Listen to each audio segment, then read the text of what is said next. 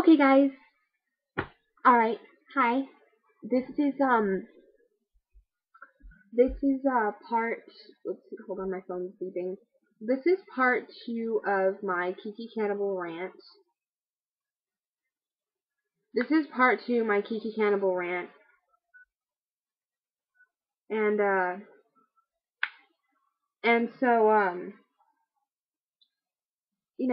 if you guys haven't watched the first part, I'll put an annotation in the video, watch the first part. Because the first part, you have to listen to the first part to kind of get this. But anyways, I'll give you a little background in case you guys are too lazy to watch the first part. There's this girl, Kiki Cannibal. She's a 14-year-old girl who got a MySpace, got involved with the internet, kind of like Jessie Slaughter did, and now her whole life is ruined. She's 18 years old now. She's a beautiful girl. Beautiful, absolutely gorgeous. Absolutely gorgeous girl, 18 years old, still being cyberstalked over something that happened 5 years before, when she was 14. 4 years before, my bad. Yeah, 4 years before. Anywho, so yeah. People giving her death threats, people are sending her messages like, so if I wanted to send you a homemade bomb that will explode and kill you when you open it, where would I send it to? 5 years in, the cyberstalking nightmare shows no signs of stopping, and threat assessment has become the backdrop of Kiki's life. She doesn't take any of it lightly, especially since the message she got last spring. I know where you live, and I'm gonna kill your freaking cat. Soon after, her cat, Sebastian, disappeared. Okay, first of all,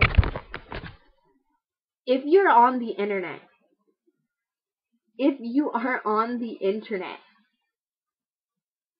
and somebody like sends you a message saying they're gonna kill your cat and they know where you live, then you should probably take down all of your accounts,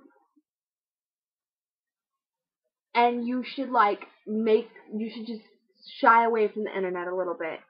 I mean, with the Jessie Slaughter thing, hers got so bad, she's in foster care now, her dad is dead, and her mom doesn't care about her. She's in foster care now, with a dead mom and a deadbeat dad. I mean, a deadbeat mom and a dead dad. My bad. But it's like, seriously, if you're if you get on the internet and you create this different persona for yourself, and it gets so bad to the point where you're getting cyber stalked, you're getting hate mail, you're getting death threats, close your accounts, shy away from the computer.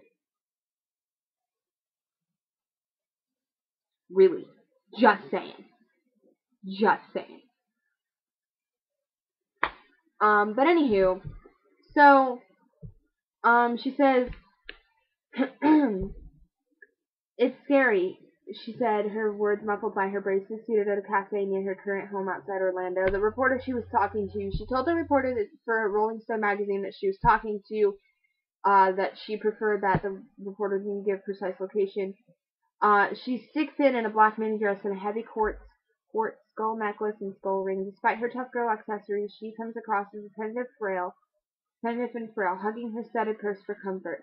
I never thought I'd run into these types of people, she says, but on the internet you're exposed to the kind of people that will do anything.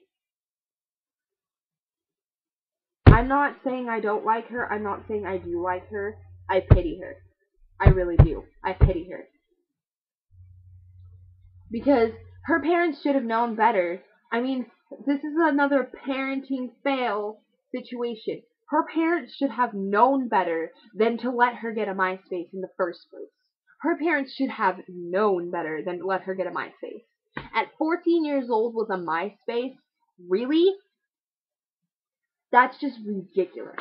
That's just not something that is ethical and logical. When you let your 14-year-old daughter get a MySpace, she's gonna do a bunch of crazy crap on there. She's gonna expose herself because she's new to the internet and she doesn't know the rules of the internet yet.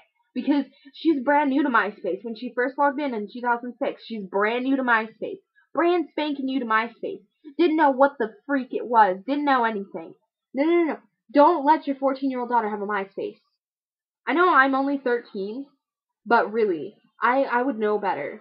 I would know better than to get a MySpace. Really. I would honestly know better than to get a MySpace. And she should have known better. Her parents should have known better than to let her get a MySpace. Because MySpace, like, my cousin has a MySpace, and he's like 17. And he got it when he was like, he's only had it, I think, for like 2 years. He's only had it since he was like 16. I think he's only had it for like a year and a half or 2 years, 15 or 16. But it's like, she's only, oh, okay, well, apparently she's only 13. Okay, so she's only my age, according to this article. She's only my age. Okay, my cousin was like 15 when he got his MySpace. 15. 15, he's logically thinking he knows better than to do anything stupid on his MySpace. Now he's like 17 or 18, still has his MySpace. Hardly ever goes on it, I would imagine, because MySpace is so outdated. Facebook's the new thing now, but anywho. Yeah, so really, it's just like one of those things, man, where it's like, don't let your kids have a MySpace when they're too young. She's apparently only 13 years old. 13 years old. I don't have a MySpace. I have a Facebook, I have a Tumblr, I have a YouTube, and that's about it.